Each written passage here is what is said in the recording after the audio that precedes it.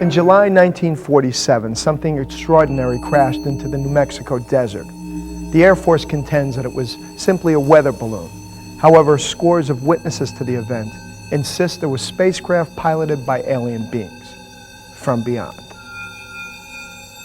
For the past several years, one of the most exhaustive investigations of a UFO event has been conducted, making the Roswell case the best documented in UFO history. One of the principal investigators of the case is Kevin Randall. Kevin has interviewed over 100 witnesses to the crash and recovery, allowing him to reconstruct the series of events. When we began our research, we tried to look at alternative explanations. Was it a V-2 rocket? We were able to gather all the documentation for that. There are no launches missing that would account for the Brazel debris nor the impact site. Experimental aircraft, aircraft accidents, balloon tests. We looked at all of this. There was nothing there.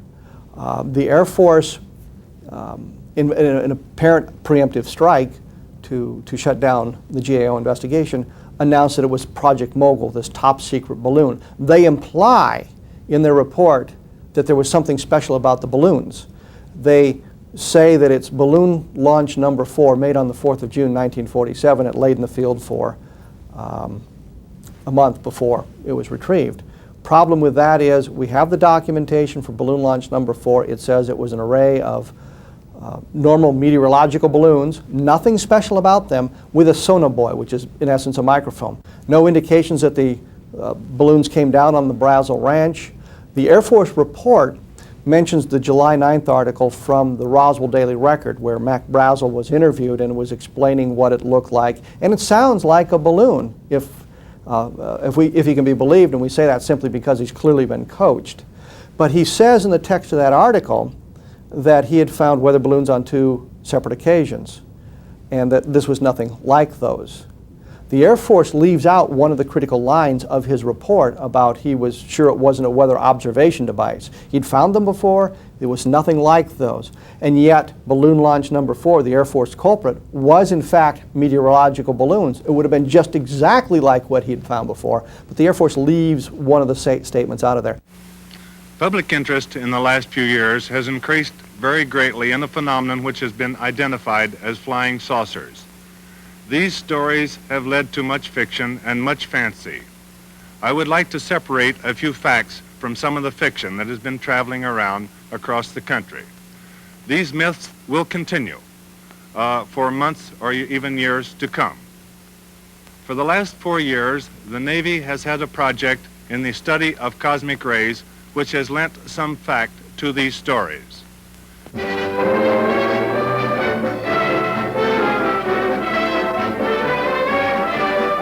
Inflating an immense balloon aboard the USS Norton Sound, the Navy prepares for further study of the elusive cosmic rays somewhere in the Pacific.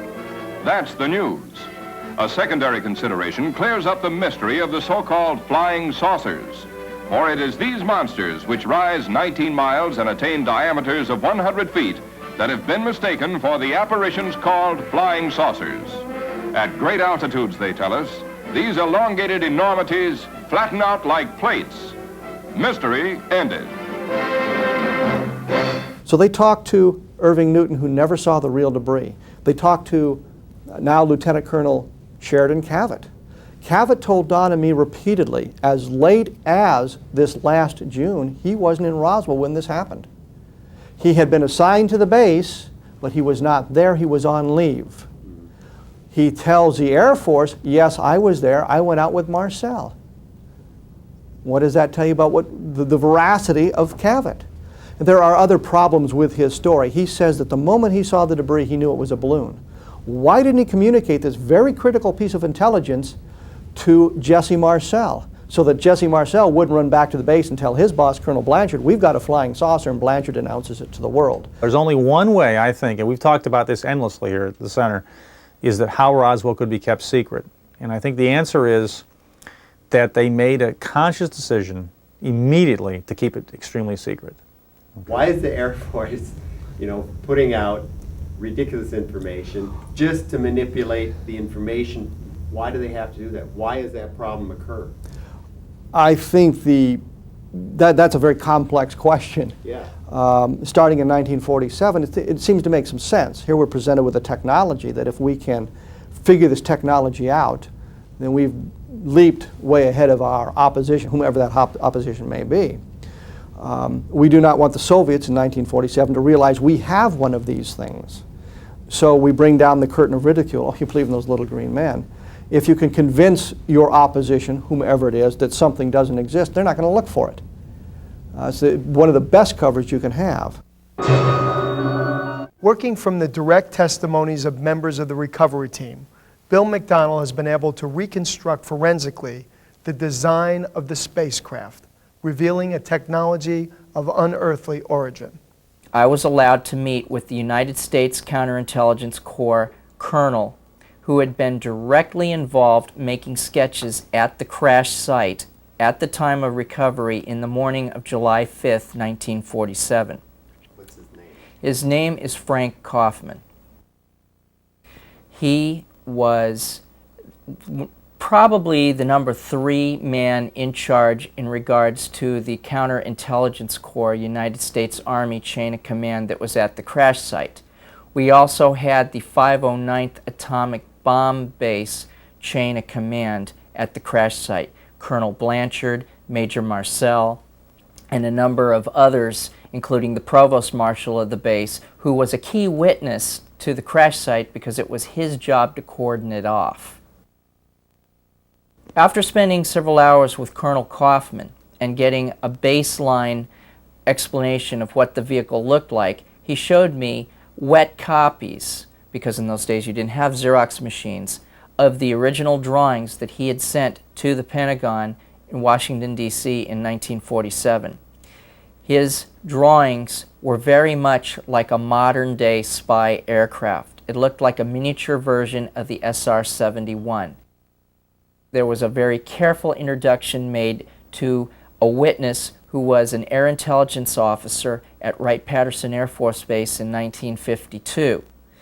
This air intelligence officer had a background in cryptography and in admin, and his job was to generate and disperse documents in regards to the final stages of the reverse engineering studies that had been attempted on the vehicle in the underground nuclear bomb storage pit that is in reality the source of the original Hangar 18 legend.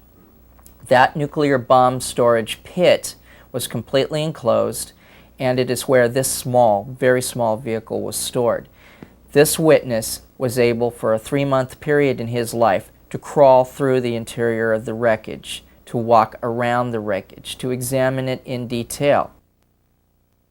What was found in the desert in 1947 looked like modern-day Wave Rider designs that are on the drawing boards at Boeing and at Rockwell.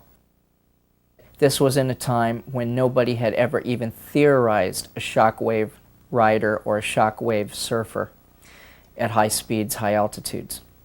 This thing looked like a Stingray, and it had perfect blend between its crew cabin in its little fat fuselage and its, shall we say, rounded delta wing configuration.